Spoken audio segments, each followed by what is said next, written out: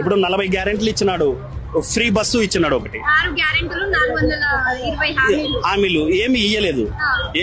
ఇప్పుడు గ్యాస్, నేను కాంగ్రెస్ అనుకో, నేను ఎగ్జాక్ట్లీ కాంగ్రెస్ మండల అధ్యక్షుని, మీరు కాంగ్రెస్ గద్వాల్ మండల అధ్యక్షుని, ఇప్పుడు గద్వాల్ కి మండల అధ్యక్షుని నేను. కాకపోతే మేము ఈ డెవలప్ కాంగ్రెస్ ని వ్యతిరేకిస్తున్నారు. మరి డెవలప్ కాలేదు కదా. ఇప్పుడు సిలిండర్ చెప్పినాం, మా ఊర్లో పింఛన్లు ఇప్పిస్తామన్నాం, ఇండ్లు ఇప్పిస్తామన్నాం, తర్వాత ఇంట్లో మహిళ ఎంతమంది ఉంటే అంతమందికి 2500 రూపాయలు ఇప్పిస్తామని ఓటేపించినాం.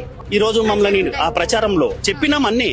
ఆయన చెప్పినాడు కాబట్టి మేము స్వయంగా మీరే చెప్పినారా? స్వయంగా మేమే చెప్పినాం. ఇప్పుడు మేము పంచాయతీ ఎలక్షన్లు, సర్పంచ్ ఎలక్షన్లు వచ్చినామంటే మేము ఏం ముఖం పెట్టుకొని పోగలుగుతాం? లేదు, చెప్పలేకపోతున్నాం. మీరే ఒప్పుకుంటున్నారా? నేను ఒప్పుకుంటున్నా, నేను నిజం కూడా ఒప్పుకుంటున్నా.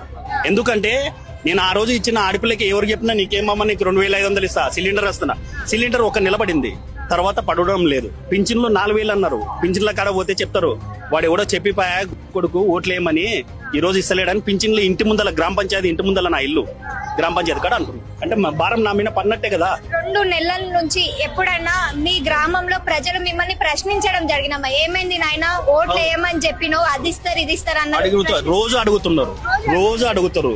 పింఛన్ వచ్చేది 31వ తారీఖు తర్వాత వస్తుంది పింఛన్. అప్పుడు పింఛన్ వచ్చినప్పుడల్లా అంటారు. ఇప్పుడు మహిళలు చనిపోయినారు, మా ఊర్లో మస్తు మంది భర్తలు చనిపోయిన వాళ్ళు ఉన్నారు. వాళ్ళకి ఈ రోజు వరకు కూడా పింఛన్ రావడం లేదు. ఓవరాల్ గా సక్సెస్ గవర్నమెంట్ అంటారా, failure government? Failure government. Congress వ్యక్తి ఒప్పుకుంటారు? ఒప్పుకుంటున్నా, దాంట్లో ఏం డౌట్ లేదు.